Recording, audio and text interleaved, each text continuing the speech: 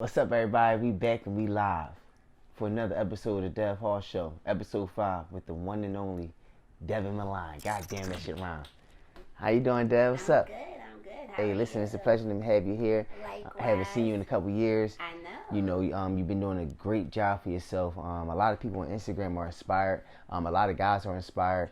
A lot of people in the city of Philadelphia is inspired. But I just want to basically get things out the way. Okay. You're a celebrity stylist. You basically do a lot of work for a lot of celebrities and also a lot of local artists in the city of Philadelphia and also the tri-state area and elsewhere and further than that. What inspired you to be a celebrity stylist? Well, I grew up in the rag business. My parents were celebrity designers, dating all the way back to I would say the late 80s, early 90s. And my mom opened up a clothing boutique. Both my parents did. They opened up a clothing boutique around kids' clothes. Okay. Like doing designer kids' clothes, like almost like, exotic furs, exotic leathers, trenches, even, designer printed stuff similar to Dapper Dan. So Dapper Dan and my parents have a really, really great rapport. Okay.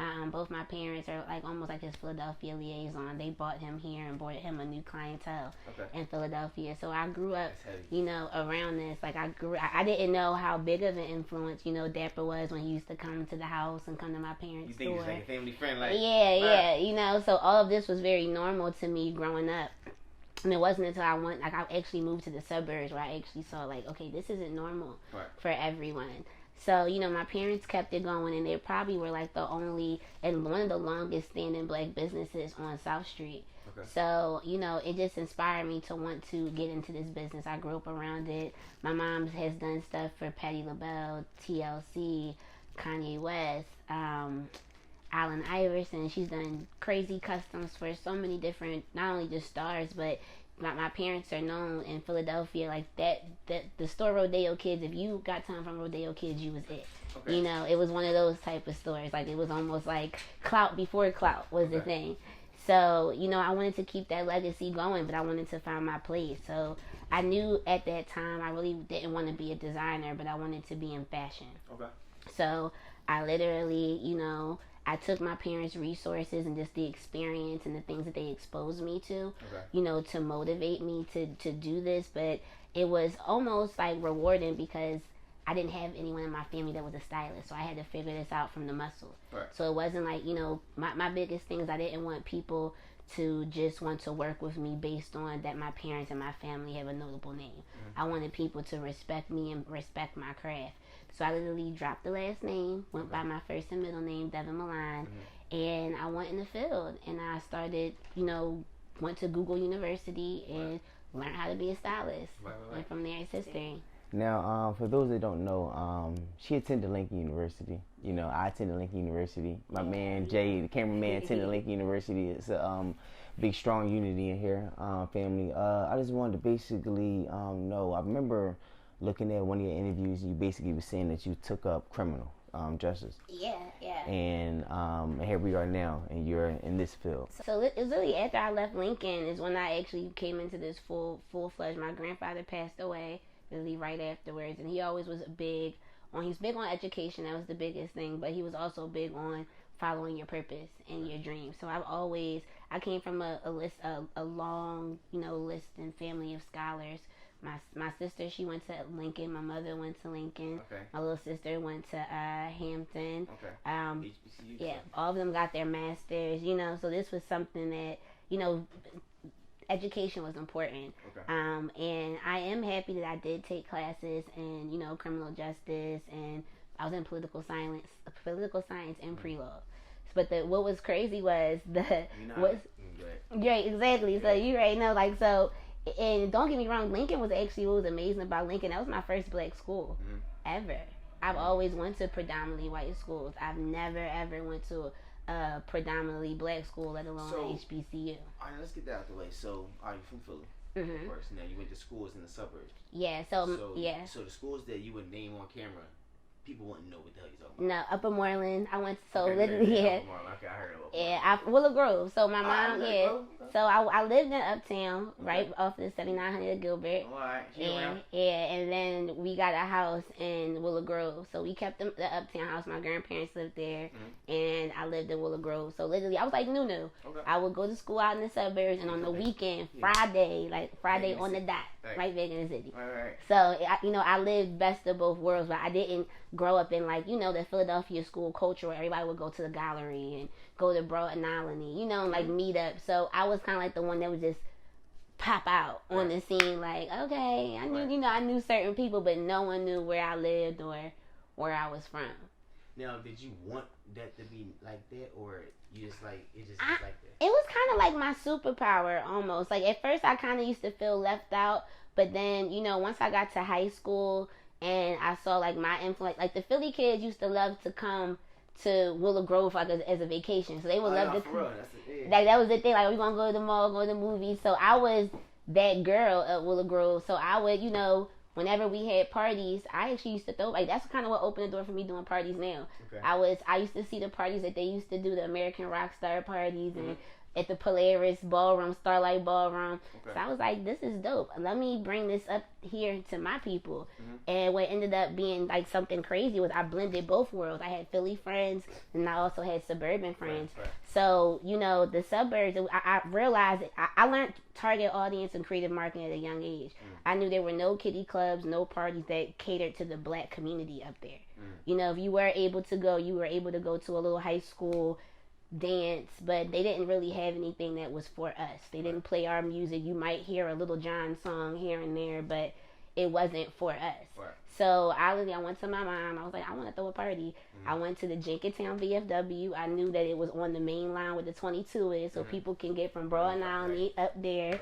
And I threw a big ass party. My mom put up $500. I said, I'm gonna give you $1,000 in return, and I did that. Right. So that's when I learned, okay, I can actually create these vibes here. So I was for my graduation project, instead of me doing a donation or a give back, we literally, hold on, Pooh Bear, I'm sorry y'all, I got little Pooh, he's here. But instead of me doing a donation or a give back, I wanted to do an event that was for us. Okay. So yeah, in Jenkintown, in Willow Grove. It was in Jenkintown, on Jenkintown Road. Right. Literally on Jenkintown Road. And I'm talking about everybody. Like the people that's now like popping to this day still remember this party that we threw in Willow Grove. And that's kind of what like put me on the map. Like literally. Now after that party and everything, did you feel as though your name got on the map as far as a designer or creator, or just the fact that like, all right, it's just this black girl from Philly that's in Willow Grove, and she decided to throw a party in Jenkintown, she getting the popping? It was me being seen. See, like when I had, like my parents had a name, and when I was in Philly and spent my time in Philly, just by me being around it, I was always known as Ronnie and Kim's daughter, the little girl from Willow Grove that's fly. From Rodeo Kids that's fly. Right. So once I got older and I went to high school, in Willow Grove, it kind of took me away from that world. Okay. So I kind of had to like work my way back up. So when I used to do those parties, like it's kind of like how I do everything now. I would do these parties and I allowed it to create its own organic buzz around me. Like I wanted people to know, who was this? Like who is this? She just threw this crazy party. Everybody's here. Right. Who is she? Right. For everybody to come out. Yeah. Like who is she? Like everybody's coming out. People are catching the bus from North Philly, South Philly, West Philly. Right. Who is she? And Willow Grove, like what is it? So that was the biggest thing. So it was I wanted to be seen, but I wanted to be seen in the right way. Okay. I didn't want to be pressed. I didn't want to do nothing that was outside of my element. I had an aesthetic at a very young age. Right. So it really, what kind of took me away from it was me going away to college. Okay. Like me now buckling down, okay, we're going to take this lawyer stuff seriously. And I'm going to be a lawyer, and I can eventually, branch into fashion later. That was always the motto. And what inspired you to be a lawyer before you got into the fashion world? Like, why you say I want to take up criminal justice and political science? I always, as a young kid, everyone told me you should be a lawyer. I argue things down. I'm talking about argue it down. I argue my point. I have my facts, everything lined up. Like, you cannot play with me when it comes to certain things. Right, so right. That was like, and I've always wanted to, indulge in law, but my thing was I really wanted to be an entertainment lawyer. I wanted best of both worlds. I wanted to be able to represent artists, different companies, still be involved, but not be a full creative. Mm-hmm. You know, they're really, even when we were coming up and me seeing my parents do it, it almost to me looked like they were like one of the lucky ones. Mm-hmm. You know, it wasn't until I actually grew into this and I'm like, okay, this is actually possible. Like, you don't have to have a 9-to-5. You don't have to be a doctor, you know, to be successful. Like, right. You don't have to be an actor just to be successful. You could be a creative, and that's when I started to learn. I always call it the modern day Harlem Renaissance. Like, we literally grew up in this creative boom, like kind of like our era where we came up in. It was kind of like where we're post-internet, but we also were able to see the benefits of the internet and take advantage of it, right. and make it work for us. So that was like one of the biggest things, and one of the biggest things I appreciate as well, because I saw it was possible, and it was possible to do it on your own. Like, before, you know, getting into our field of, you know, getting into entertainment, getting into fashion, there is no direct method or formula on how to do it. Okay. Like, there's no school for styling. If I wanted to say, hey, I want to be a stylist and go to Lincoln University or Penn State, there is no course that I can take up to be a stylist. Right. You know, so it was really self-taught. So by me, like I said, doing these events and, you know, actually going to school for these things, and then going to school during this creative boom, it showed me, like, yeah, college is amazing, but I feel like college was more of a fundamental thing. It taught you, you know, how to live, how to manage your money, how to manage your time, you know, how to be responsible. But I can always go back to school. Right. This right here was going, this movement that's happening, this great migration that's going on right now. We got to hop on this now. So it might not happen again. It might not come back around. Exactly. That's facts. And we didn't know what it was going to come. Like, you know, this was also before Instagram. Instagram is still very new, you know, so we didn't know where this would manifest into. Social media went from a platform that was just connecting friends on college with Facebook, to now you can operate a full business on Instagram. So, really, MySpace and Facebook. I get it. MySpace, Facebook. Real rap code. Real rap. You was smart as shit. Real rap coding and everything. That shit. Literally full-fledged coding, creating websites, all types of stuff. And this was stuff that was self-taught. Now, let me ask you this. Now, speaking of MySpace and Facebook and things and that sort, as far as social media goes. So back in the day, you know, girls had groups and shit like that. You like fashion groups and things in that sort. Now, by you going to high school and schools in the suburban area, did y'all have that type of stuff growing up? So I was tapped in with y'all groups. Okay. So, like, American Rock Stars, Ordinary Maniacs, Ambush, all those lipstick lovers, all them people from that era, you know, we were all in the same grade. I just lived in Willow Grove, so we created a group called Glam Squad. Okay. The people that were a part of Glam Squad, they lived in Philly, but my mom was a designer. Okay. I was a fashion baby, okay. So I had access to, you know, all the cool stuff. Like, I could call my mom like, yo, we need fits, we need a photo shoot. My mom had access to even, like I said, exclusive concerts. Like, growing up, I never watched a concert like a regular kid. Okay. I was on the tour bus with Romeo at 10. I was at Patti LaBelle's house at 12, hanging out. My mom would call me from all the award shows, BET Awards and Source Awards, to put me on the phone with different celebrities. So I would say, like, that's one of the best things that I appreciate them for, was that exposure, because when I did come around it wasn't new to me. I knew how to handle it. I knew how to handle it gracefully. You know, I wasn't fanned out. That type of thing. But, I was definitely one of part of those groups. I had a group called Glam Squad. We did 3 events. I did that first event that I told you about in Jenkintown. And remember when they started doing flyers and putting girls on the flyers, Top Divas? So I said, okay, Top Diva Shiz, those are my mans. I said, okay, Top Diva Shiz, well, I'm going to be a Top Dons. I'm going to do a Top Dons party. Okay. I did the Top Dons party right at the Pyramid Temple in North Philly. Okay. And literally, I had a line where people could call and vote. I had a whole, like, I literally picked, like, some, like, the top, like, poppin' boys at that time that was in the city. And, you know, it was a vibe. It was definitely a vibe. And, yeah, that's kind of like I said, that scene set me aside, but I was 17 and we had VIP sections. I literally created, for $100, you was able to get a table with 10 people, so everybody had to really put in just $10. Yeah. But a VIP table came with Perrier water, sparkling cider. We had a full buffet that they was able to get food from, and then you had promo models that was your waitress. Okay. This is at 16, 17. Right, okay. I was creating those type of aesthetics, okay. like stuff that we're literally doing right now. Right. Now, I wanted to ask you this. Now, by you going into this fashion world, right? Now, I basically seen on the interview that you said you was like basically making some sacrifices at an early age in order for you to get the results that you're getting today. Yeah. Now, by you building your own clientele, like for example, you was doing internships, things in that sort, and now you out here traveling, going to like private parties and like celebrity parties that like I can't get into. You feel me, like shit like that. So like I just want to know like what made you decide to have that mindset at a young age? Do you feel as though like by your upbringing, by your parents, or you just feel as though like I know what I want at the end versus like the short term goal? It was both. I mean, like I said, I always say it's a mantra and I use it in a lot of interviews. Once a mind is stretched, it can never go back to its old dimensions. So me growing up, seeing certain things, you know, going to certain exclusive events and just being a part of this growing up, it was hard for me just to be normal after 18. Like, that was my biggest fear. A lot of people's fear, people had their different fears. My biggest fear growing up was, okay, after I get out my parents' house and God forbid if anything happens to my family or our lifestyle changes, will I be able to maintain this? Yeah. And I knew that at a young age. Like, I was 8 years old and I had birthday parties at the Four Seasons. You know, like this was stuff I grew up on. So okay. So it was what I loved about my parents is they gave it to me, but they also instilled hustle. Right. At 11 years old, I lived in Willow Grove. Willow Grove didn't have access to the hair stores or the corner stores to get all the cool stuff. Right. So I would come to Philly. This is 11, 12.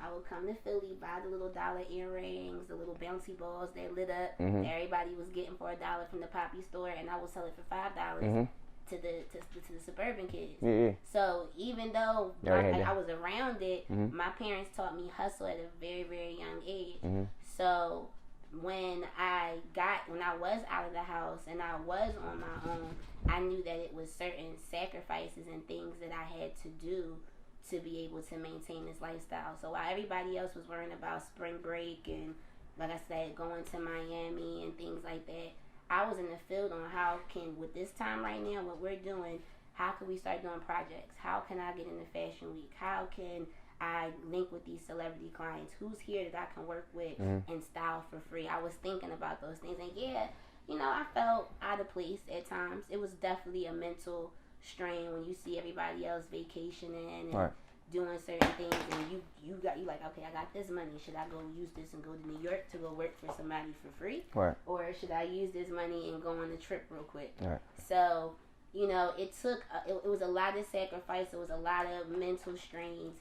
But I had to have stamina. Like, one of my teachers, this is one mantra that he used to always tell me, it was really back in 10th grade. He used to say 4 for 40 or 40 for 4. And I was like, what does that mean? He was like, you can play for 4 years and have to work for 40, or you can lock in for 4 years and live good for 40 years.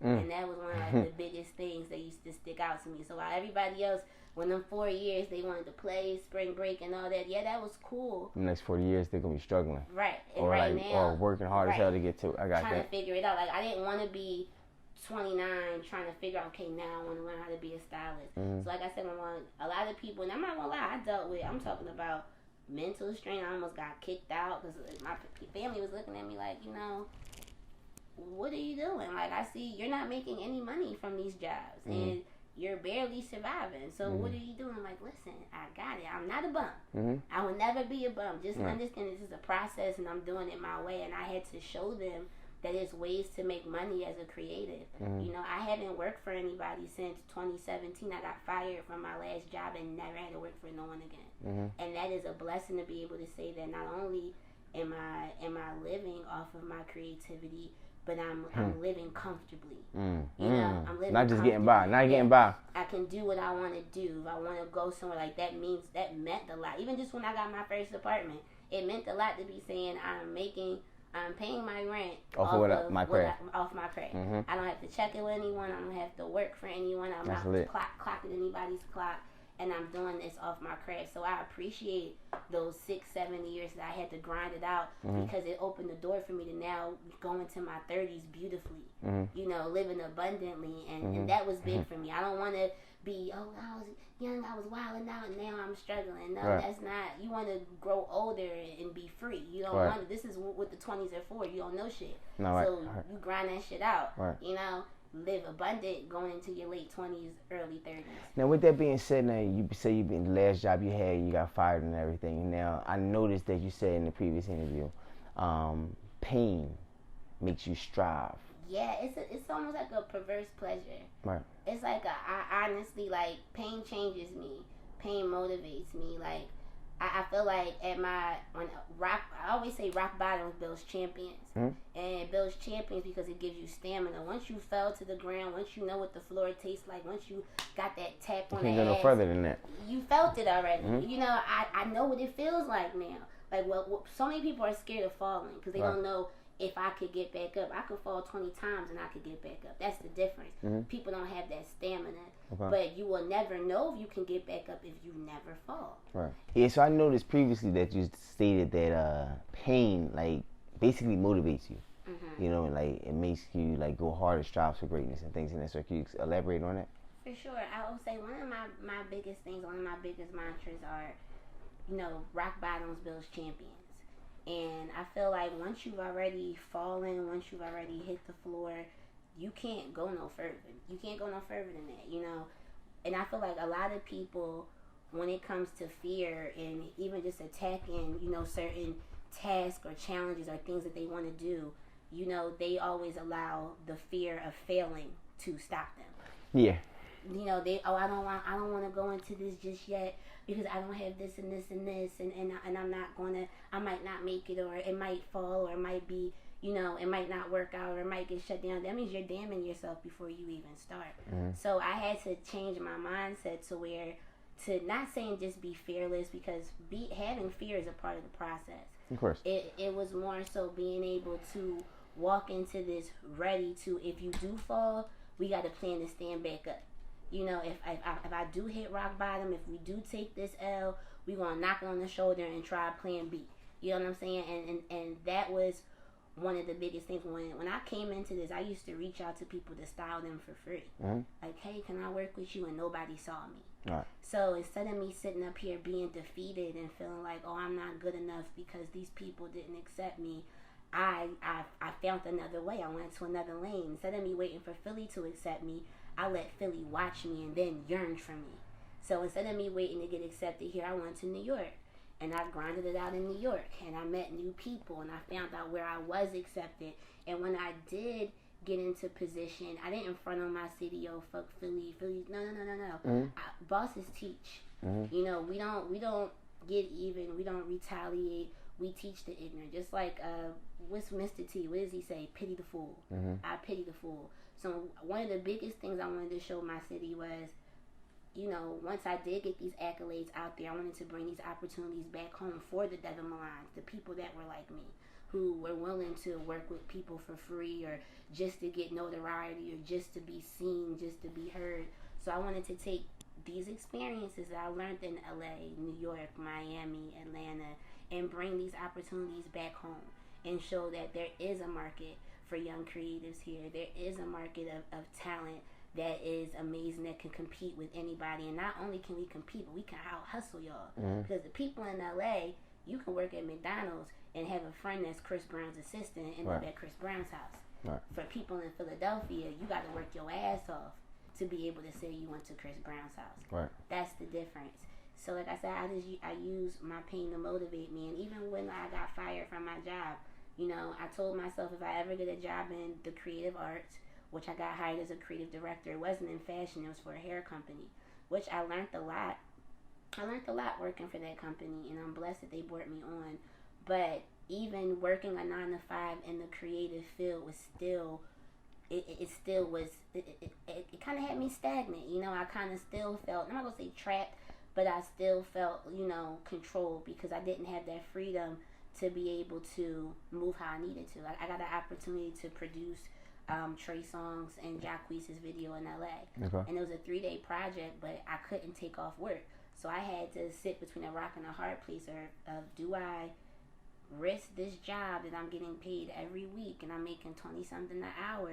You know, I got conditioned to this. Like, I know I every 2 weeks I can pay my rent, this, you know, so I got conditioned to that. Or do I say F it and do this Jacquees and Trey Songz job and take that 50% chance that this could take off or not. Right. And I stayed at work. Mm-hmm. And when I did that, I remember how I felt. Like, I felt so, it's like I'm at work. And not saying that I'm not doing nothing at work, but this is shit I could have did on the plane and sent to you. You know what I'm saying? So I'm missing out on lifetime opportunities for a job that I'm making a couple hundred. And don't get me wrong, I said it paid my bills, but I started to become conditioned. And as a creative, you gotta feel free.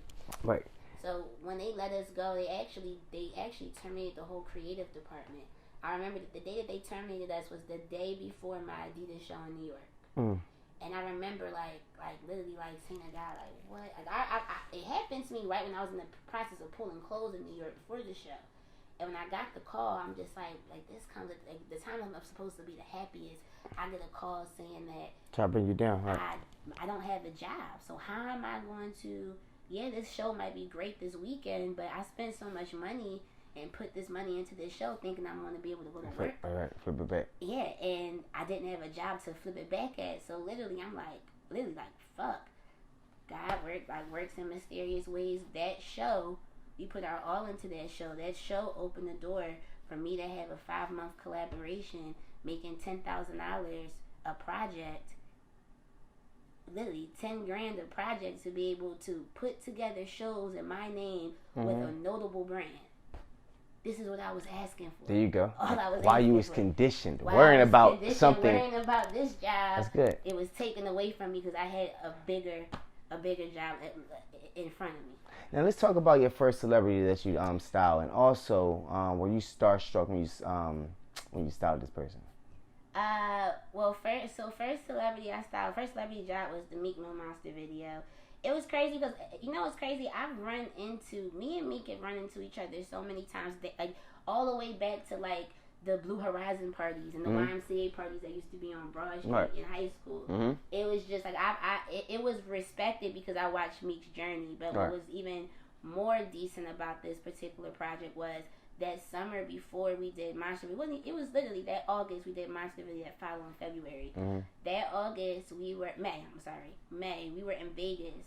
And that was another thing. My girlfriend, like, we're gonna go to Vegas for our birthday. I'm like, I don't have the money, I have to, you know, like trying to get conditioning myself. So she was like, no, we're going. So we went. So I'm like, look, if we're going to go out there, we ain't got much money, but we're going to figure it out. Right. And I ended up getting us tickets for rehab. I got us tickets for $40 for both days in rehab. I don't know how we finessed it. 40 already.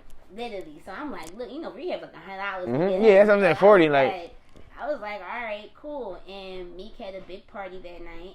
And we got invited. O'Malley had a crush on my girlfriend. He invited us to the party. And this is where I would say once a mind is stretched, it can't go back to its old dimensions. When we go to this mansion, we're literally sitting outside with Migos. I walk in. It's a pool in the middle of the floor. It's when he had that deal with Monster. Monster headphones everywhere.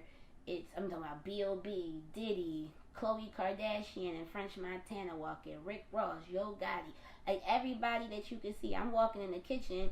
B.O.B. offers me some shrimp. Like, I'm just like, I was taken. It's one thing to be around it and, you know, come in for an event and say hi. It's another thing to be accepted in this element. And that's when I realized, I was like, damn, like, this is what this life entails, doing shit like this. Right. And that next day, we ended up connecting with his team, and they invited us back to the Palms, you know, just to hang out. And I remember his team asked me, like, well, what do you do? I was like, well, I'm trying to be a stylist. I'm working towards being a stylist. They was like, all right, yeah, that's cool. That following year, guess who's on set? Styling the video. That same girl that was in Vegas with us telling us that she's trying to be a stylist. And now she's here leading this project. Right. So not only was it was crazy, like I said, coming into fruition, but it was respected. They saw me. Like before. Before. Like she just told us that she was going to do this. And here we are. And now this following year, she doing it. Right. So it was definitely for that being my first project, being, you know, working with one of the biggest artists, you know, from our city right now, you know, seeing this person come into fruition, and not only that, after that, being able to still build with them. You know, after I did the Meek Monster video, I just did the Legendary Nights tour with his team, with Megan Thee Stallion and Future. Okay. Still, have a good relationship with him and his team. It's always love whenever they see me. So it's just appreciated. This why people watch you grow, and and have that respect level. Every time they see me, it's nothing but respect and love, and I appreciate that. Now, how do it feel when celebrities come to the city and they need an outfit, they need some type of style, and they don't have any clothes, nothing, and they hit you up? Like, how do that feel? Anxiety. That's like anxiety. Like, don't get me wrong. I feel like big homie. Like, it's still moments like where I'm kind of like stuck and I'm doing this. Like, I still be like, oh shit. Like, I just got a text message yesterday about working with Sierra. Do you have anything for Sierra? I'm like, damn, people hit me about Sierra. This is not for example. This is real, right? This is real. Yeah, this is real. This literally is yesterday. Yeah. Do you got something for Sierra? I'm gonna need something for Sierra next week. I'm just like, when certain celebrities come to town. Cardi's team hit me. Her and her hairdresser. They wanted to get some customs done. And don't get me wrong, it's a blessing, but it's also scary because one thing about what we do, we like to be prepared. You're a good stylist, a good creative. You want to be prepared for every moment. Every time you approach a new client, you want to come with your A game. You want to come with your best. Right. Set the mood, have everything. But a lot of the times when it comes to these artists, in a perfect world, you would like a time frame, but it's not. Right. So when these people call you and they're like, I'm in your city, it's like, damn, like, I can, but it's like, where do I start? Where I'm running around? What's your schedule? Right. What am I already had planned to do today? Where can I find this shit at? You know what I'm saying? Especially when it's specific. So what I've done now, especially now that I'm starting to learn that I'm starting to become a name, right. People are starting to recognize me. People know that I'm here. People know that I'm here and they want to work with me. So now I'm prepared for things. So before, when I used to just wait around, now I make up stuff. Like, okay, all right, this might be able to fit Dream or someone with Dream Doll's body. Okay, this is for any of my male clients, it's a size 30. I know most of my clients are either a size 30, 31 or 34, 36. So I'm going to make sure I have pieces in a small or extra small or medium large, just on hand, So now I'm being more conscious about my audience. That's where the beauty of knowing marketing came into play. Because now I look at stuff from both aspects. I look at it from a fashion aspect, but also a reasonable aspect of marketing. Like, okay, who is my target audience? What type of client hits me up? And from this type of client that hits me up, what are the things that are their interests? Right, and I was about to ask you that. Now, you have different celebrities that have different styles. Now, like, for example, I think you had said that, oh my God, I forgot it was a singer. It was a woman. She was coming to Philly, and she needed a stylist and whatever. Now, how is it to be in a position where you don't even know the artist? Let's say you don't know artists, and you see them on the internet or whatever, and you don't like their style, but they're looking for a style. Like, how can you say, all right, well, I don't know if they like this, or do you have any, basically what I'm saying is, do you have any disagreements with styles with these artists? I get that all the time. Like, artists come to me, there's a lot of artists that come to me, and I'm like, I have no interest in working with them, or I didn't know how to attack the project because either I didn't really agree with their style, or their style was so far-fetched from mine. But the beauty of this is I do research. I don't come in this game to be trendy. Right. I can make everybody. That's why a lot of, like, even prime example, like, if you look at a lot of the artists that are out right now, especially female artists, I look at stuff as where, can you be fly without all the extras? If you can still be fly without the chains, without the weave, without the beat face, and I could just put this outfit on you and this outfit is fly, then it's fly. Right. So many people put on stuff and you need all the extra components to make it full. Now, don't get me wrong, accessories, hair, makeup, cut, all that plays a factor. Yeah. But if you could look fly with this outfit without any of the extras on, then you a fly person. And that's how I do. I come in and I polish the package. With or without 8 chains on his neck, with or without a fully HD lace wig to the floor that's the same color as the outfit, she look hard. And that's my thing. I like to come in, I do my research on the clients, and I start to look at, like, what I see. I always tell myself I got, like, shallow house syndrome. You ever see that movie? Yeah, I seen the movie. Yeah, so I look when she looked good, but she ain't. Yeah, I literally look at people, and I could be like, I see people's potential. Like, I don't look at a person like, oh, they're ugly or they're super corny. I look at like, okay, I see where you were going, where you tried to go, but maybe let's tweak this, flip this, take this out, add this in, and now this was what you were trying to go for. Okay. And a lot of the times that works, you know. Like I said, I don't bring my clients in to be trendy. I want them to be the best version of themselves.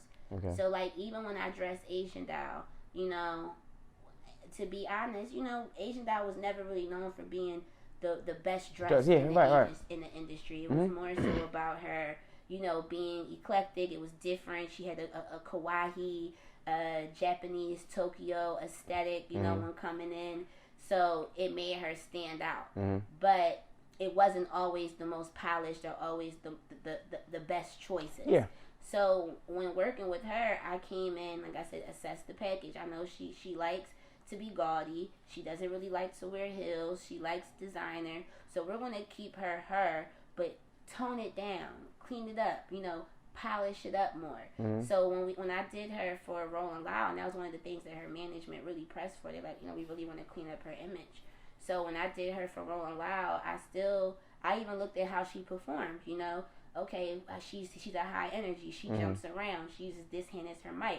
So we're going to do jewelry on this. We're going to make sure she has this type of boot. We're going to make sure she has something that she could take off during the set. Like, there's certain elements that you put in. She breaking this joint down. You know, like, you got people that come in and the person looked amazing, but is it durable? Right. Does it make sense for this setting? Can she move? Like, how many times y'all seen somebody at Made in America or Rolling Loud and they like stiff?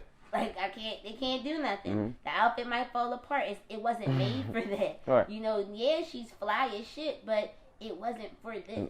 You know, so those are the elements that I look at. Like, I know we can get the new Fendi boots that come up to here that's a 7-inch stiletto, but can she walk in it? Right. It's not going to make sense, you know? So that's why I get picked for what I do, because I'm able to still make impactful moments, but still make moments that make sense. Okay. Because at the end of the day, this is still a business. Right. This is still a music industry. You still have to sell this client. You know, you still have to make sure that this client is able to get good content, good deliverables. You want to make people feel good for spending money with you. Right. So you don't want them to say, oh, damn, she looked nice, but she really couldn't dance or perform because the jacket was too stiff. Or like when Megan Thee Stallion had that terrible moment when she had that purple Gucci thing. That was, the sketch was beautiful. We got the vision, but it wasn't executed right. Okay. So people it took away from Megan's performance. She did a great performance, but people were so worried about the outfit that it took away from it. Right. I got you.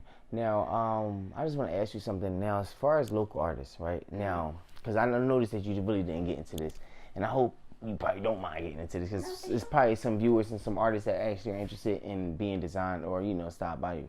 Like, how do you do your pricing and things in that sort? Is it depends on the material, the design, or you already have a set price? I mean, so I'm gonna be honest, I have a soft heart, so I'm a very realistic stylist. Like, a lot of people think because I work with celebrities that I don't work with regular people, and I do. Honestly, to me, my regular people are some of my best clients because they really respect my craft, and they are really honored to work with me.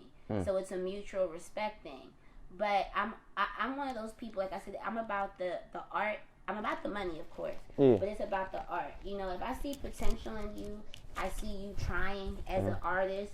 I see that I saved up $1,500 to be able to work with Devon Milan. Even though my day rates is $25, the fact that you took time out your day to save up $1,500, you know, to work with me, then I'm gonna work with you. So no, we might not be able to get full Gucci pulls and all that, but that doesn't take away from the quality of the job. We're still gonna have you look fly, and what's beneficial and what is decent for me to be able to work with other people is I build such great relationships with showrooms and different designers to where I have access to things. So stuff that would cost other stylists a lot of money, or it would be a lot for them, it's accessible for me.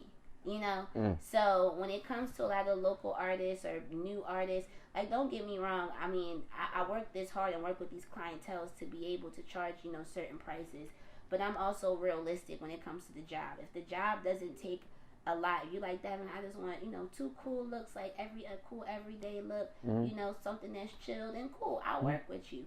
But if you're saying, Devin, I want to look like Coming to America in this scene, and I need an astronaut suit, and I need this, then you're going to have to, you want to pay your way. No, right. But if it's something that is, if I know, like, all right, this is not going to take me a lot, I probably have access to a lot of the stuff that they want. They're not asking for crazy designer pieces. They just want to look like this. And yeah, I normally ask, what's your budget? And then when you tell me what your budget is, that's how I'm able to say, okay, this is what you can get with this budget. It's not taking away from the quality of the work, but with the $1,500 budget or a $4,000 budget, it's just access to different things that I could get. Right. A $2,000 budget, I probably can only go to New York. $4,000 budget, we now can outsource to LA and overseas. Okay. You get what I'm saying? So it's just access to what we have access to.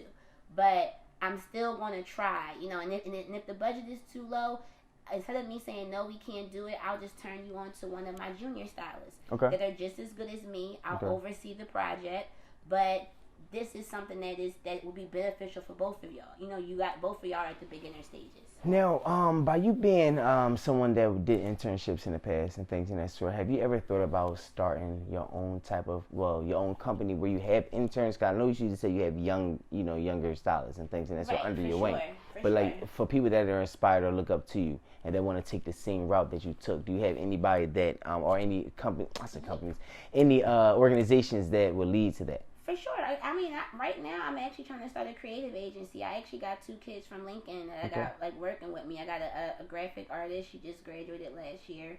She's going to be coming on doing decks and art and creative direction.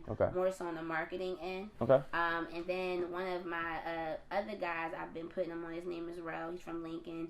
He's been doing my content. He actually just did that last campaign when I had them on the Gucci and Dior background. We shot that in the kitchen. So so I'm in the process of building a team. I actually had a group called the Link Up when I first started this, and don't get me wrong, it was amazing.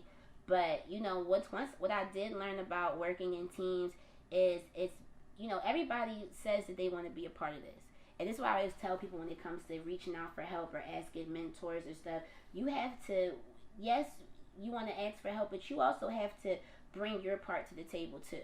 So many people think that they can come around, certain entities and, certain people and just think automatically these people are going to make them a star. Right. No, it's your work ethic. Honestly, even when it comes to people that work with me, I get inquiries every day, messages every day, and I appreciate the love, and I love that I'm inspiring you. But nothing comes to a dreamer but a dream, and you got to go after it. Like if I go at every person that just says I want to work with you, don't get me wrong, I want to help everybody, but it has to make sense. I want that person that's going to keep bugging me. I want that person that if I don't read the message, they're going to send me 3-4 more messages. I want that person that knows I'm going to be at this event. They see it on my Instagram and they pull up to go meet me. That's the person I want to work with. That's the person I want to seed into, because that person seeded into themselves to make this connection. It was so many times when I wanted to meet certain people or certain things or go to certain events or work with certain artists. I didn't have no connection with them. I didn't know how to reach out to their management. I didn't have much value at that time to bring to the team.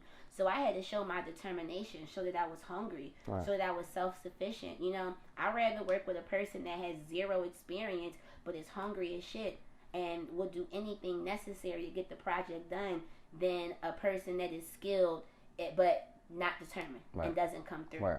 So what I've learned with working with, interns and bringing people on, I love to help everybody, but I want someone that's going to take the most out of this experience. I don't want you just to be around Devon Milan just to say, oh, I met people and took pictures and I was on set. No, I want you to be able to say, I work with Devon Milan and I was able to take so much amazing information and be able to flip this.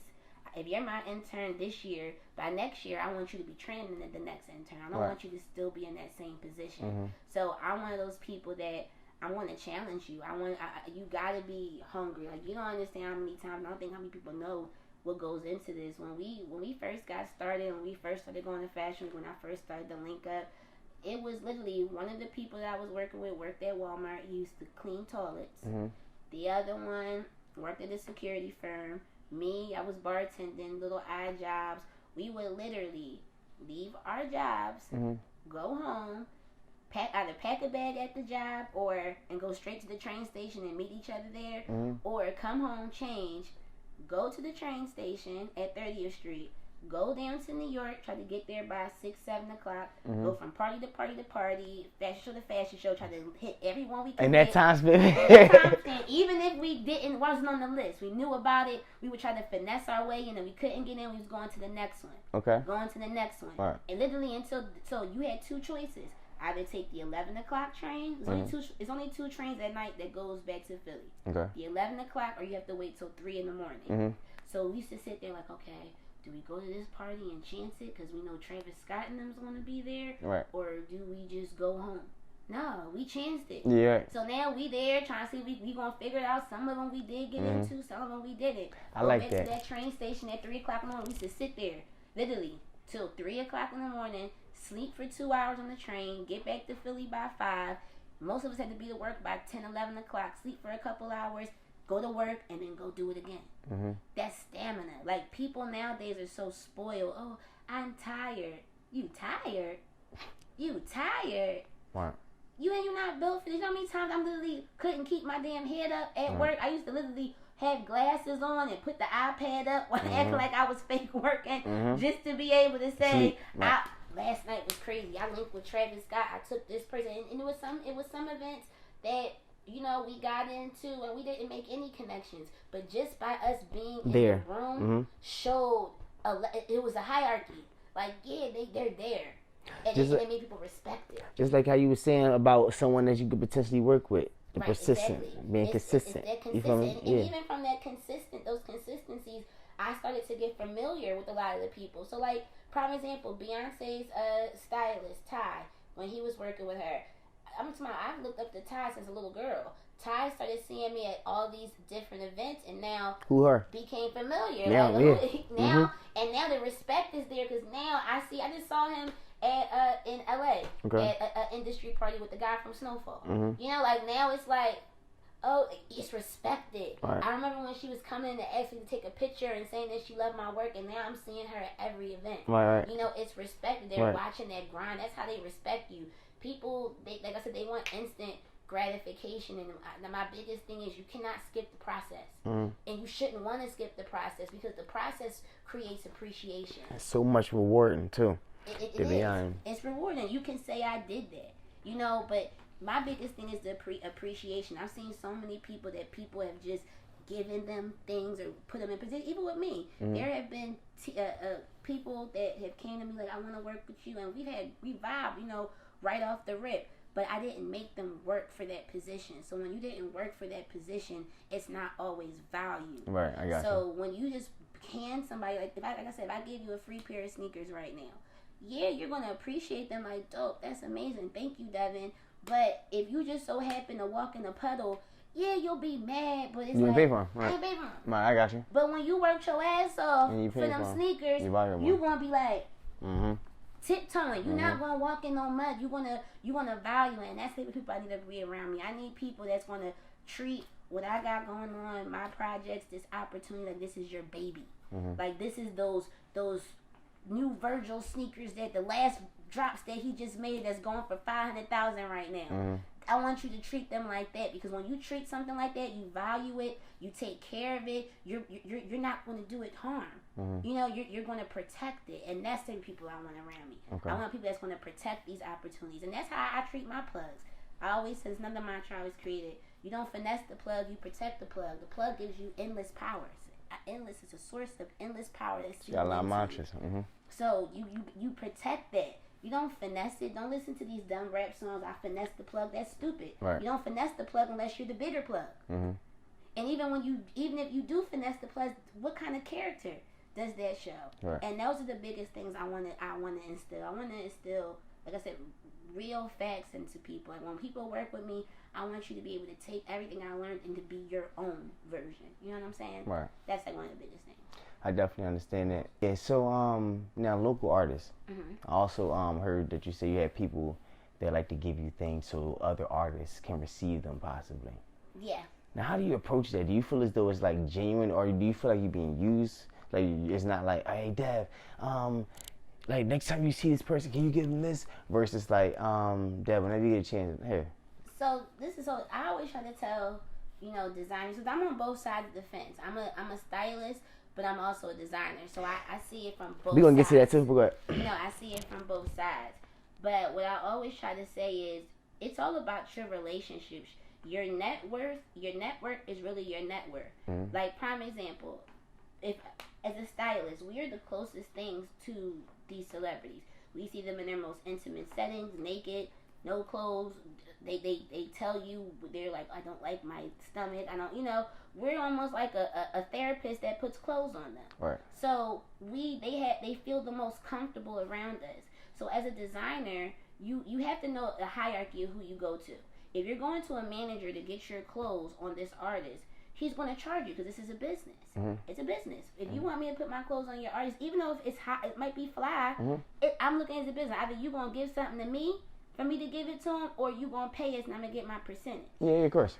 Now, if you create a relationship with the stylist, yeah, there's times where, like, at the end of the day, as a stylist, we can't force an artist to wear something. Right. We make suggestions. And there might be times where this look might have made sense here, but we might have changed gears, or he might be going somewhere else, or has a different sneaker, so we might not be able to use the piece.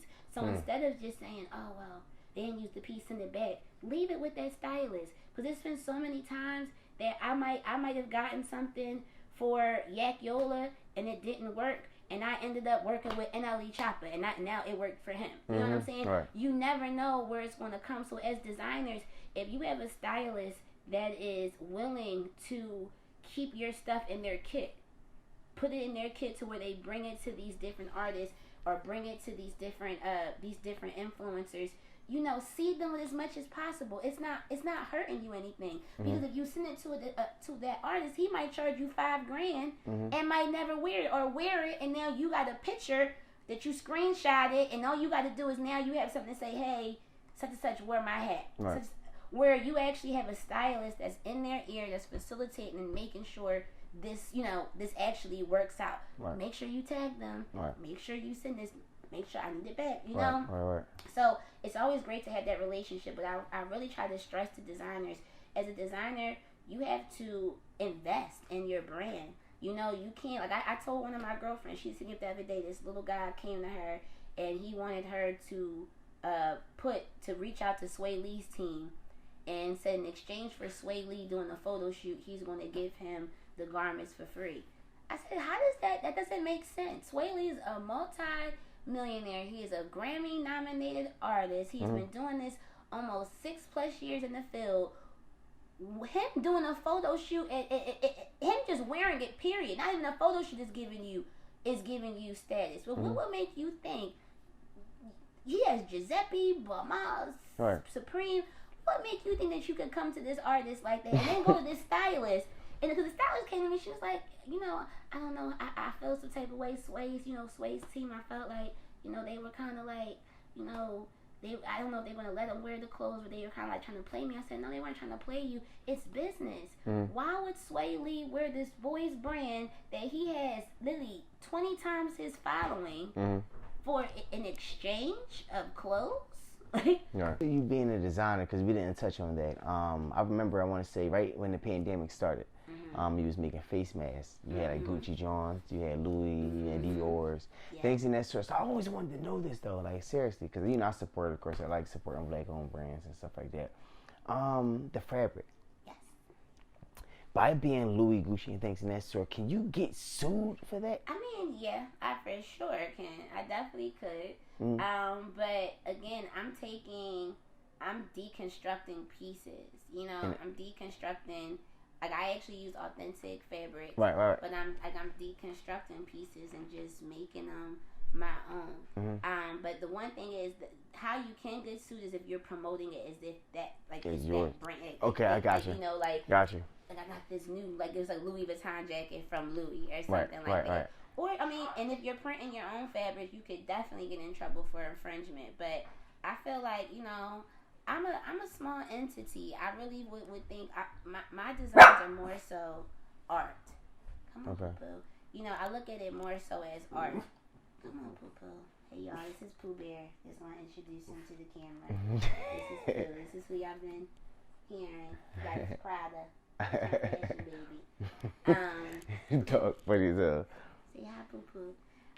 But yeah, you know, I feel like I'm not a big enough entity just yet, and I'm really on their radar. Okay. But when I do get on their radar, I will hope that they will try to hire me as a creative director and see that, like, right now, my whole purpose of, you know, working with designer fabrics, it was a method to my madness. Okay. You know, I always knew that I wanted to design. I just didn't know where I wanted to start, you know, with it.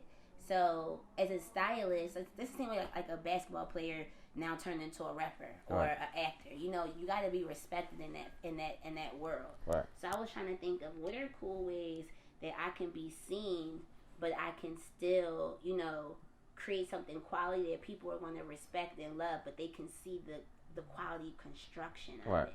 Because if you like this jacket I did in Gucci, you'll love this jacket that I do in leather. Mm-hmm. You know what I'm saying? Mm-hmm. So I had to think of my target audience. The people that, you know, are my clients, they like designer pieces. You know, they like flashy stuff. They like statement pieces, but they want something different. You know, Louis Vuitton, Gucci, and all them, they don't really make stuff for the culture. Right. They'll have a select, like, Louis Vuitton invited me actually to their store and really shut the store down and gave me a private viewing. And took me through the whole thing, gave me education on all the history of Louis Vuitton, showed me the first Louis Vuitton bag that was made, and then also pulled out they have a special book that is solely customs. I don't know, but y'all know Louis Vuitton actually does customs, and their customs start at $16,000. Yeah, I wouldn't know that, but they their customs start at $16,000. But you know, it's just crazy fire pieces. And when I looked through the whole catalog, I'm talking about it had to be like 6 of them that they gave me.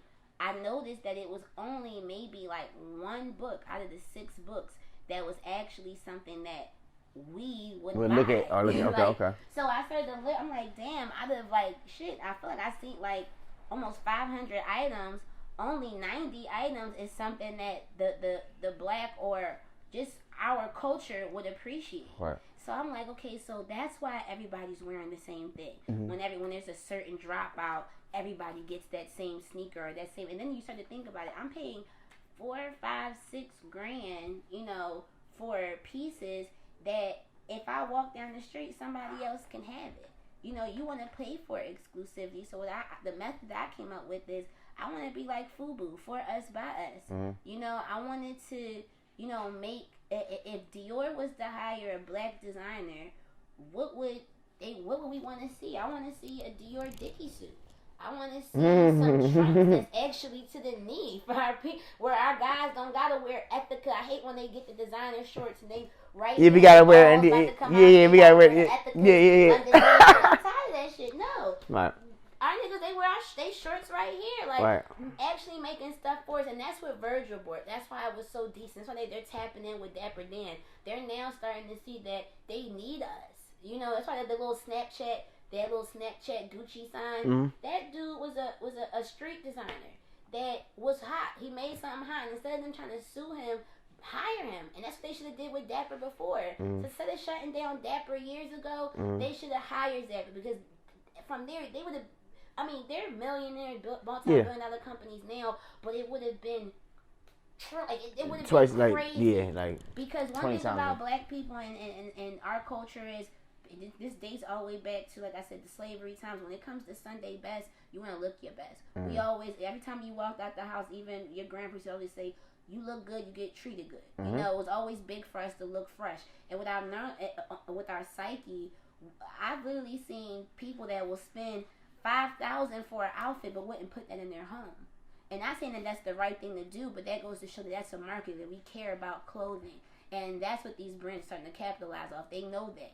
But you would think that because they know that they have that type of audience, that they will capitalize off that type of audience. And they don't. They make a select few things for us. And even with our body types and sizes, our bodies aren't built these ways. You know, That's why half the times with the City Girls and the Nicki Minaj's and when Cardi B had the Chanel, those were Chanel stockings. They weren't tights. They were stockings because Cardi can't fit that big ass in no Chanel pants. That's not happening. And you would think they would like fix it up for the culture, but they don't. So I was like, okay, as a designer, I'm gonna make cool stuff that I would want. What would I want? What do I want to see? What do I want to see my people in?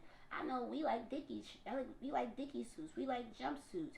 We like trunks this way. We like skirt sets. Our bodies are made like this. We like this type of cut pants. We don't wear this. Like I hate when I see guys when they got the skin tight and Mary ball huggers all on. Like it's not. These are European cut. Like you don't even have. Like why are y'all? And we're the biggest consumers. So why aren't y'all catering to us? So when I got into the design world, I wanted to one, figure it out, see if I can do it. Two, be respected. Now I got that respect. It's like it's crazy because I have some of the top artists in the world coming to me before they go to these brands for customs. All right. And where can people find your customs at, or also where can people find your clothing at? So I have a website. It's e-commerce. I'm about to open up a new studio in Philadelphia this summer, so stay tuned. But you can find me at Studio723 on Instagram, Studio723 _. And my website is studio723.bigcartel.com. And we'll be updating that website too. But that has majority of the bulk of my customs. But if you have something that you like, shoot me a DM and we can bring it to life. Now, before we end this interview, do you have any upcoming events, any upcoming shows, any like stylists artists that you're working with before we end this? Yes. So we're actually working on something right now for the Roots Picnic. One of my adult industry parties, so stay tuned for that. That'll be in June. It'll be an industry dinner / party. And I'm also working on a fashion show for August. Okay. So that's going to be major as well. I'm trying to think what else. We got going on. I will be doing something in LA. So that's another thing. So I'm going to actually plan this one out for y'all.